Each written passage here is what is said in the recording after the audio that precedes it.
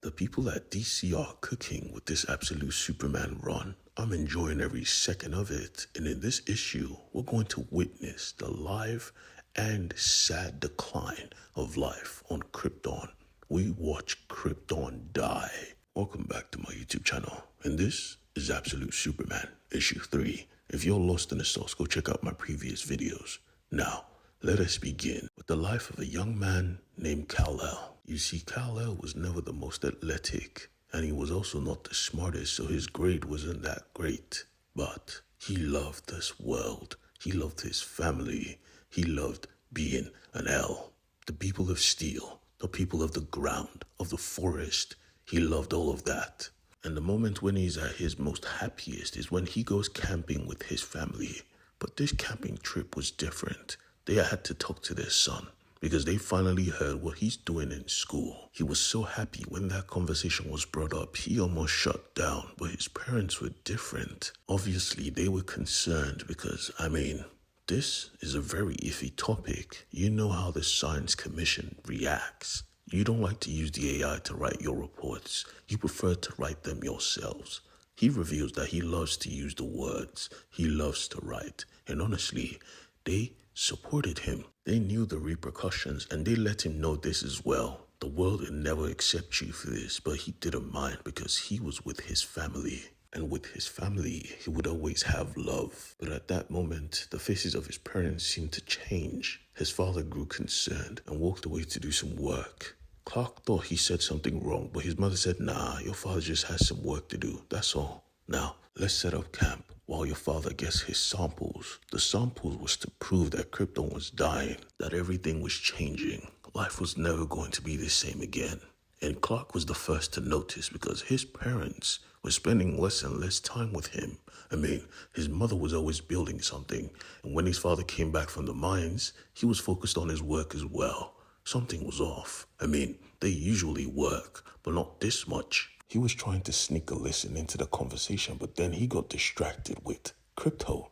He heard Crypto barking, and when he went to check on him, he saw a dead bunny. But that wasn't it. All over the ground, he saw dead animals, like they were eaten alive, burning from the inside. We learned quickly that Kal-El was always an explorer at heart. He was always a detective, a reporter, because he took his bike and he started investigating. Life on Krypton was dying. The farmers had to watch their herd die. The fish in the waters could no longer breathe. And Krypton itself, well, I don't need to tell you that this place became a hellscape overnight.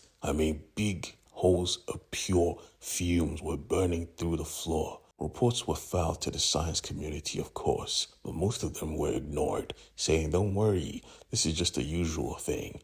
Krypton is fine." But it wasn't. It wasn't nearly fine.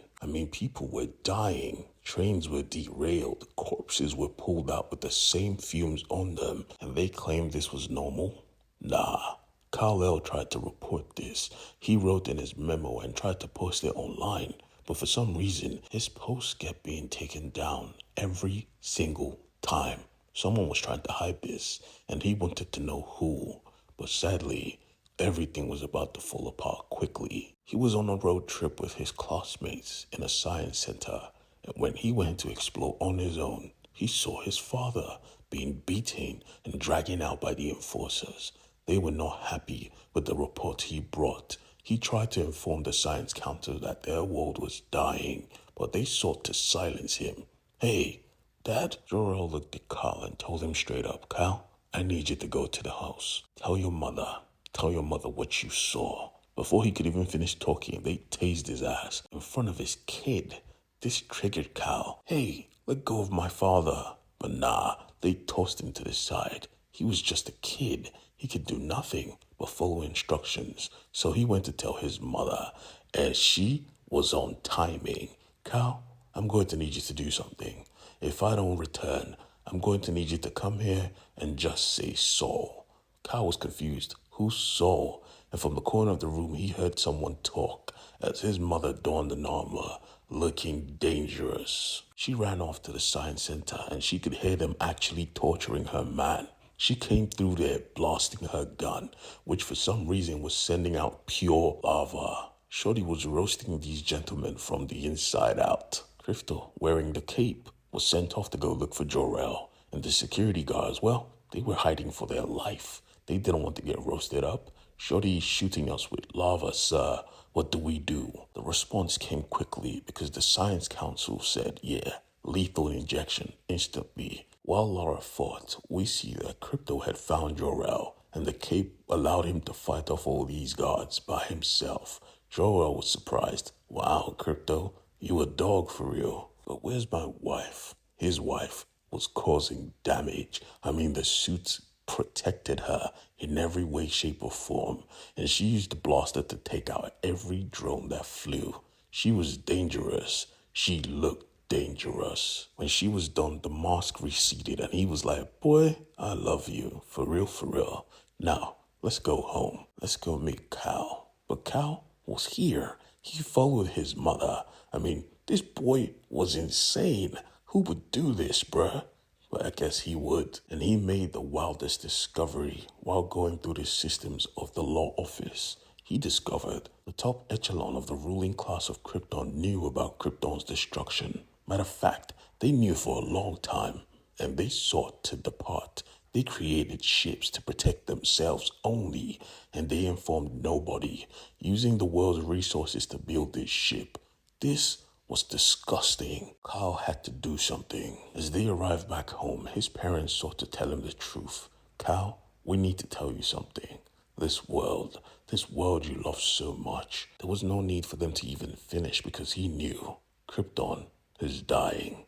They said, yes, but how did you figure it out? He said, I know way more than that. I know you want to shoot me into space to save me, but I need you to know something.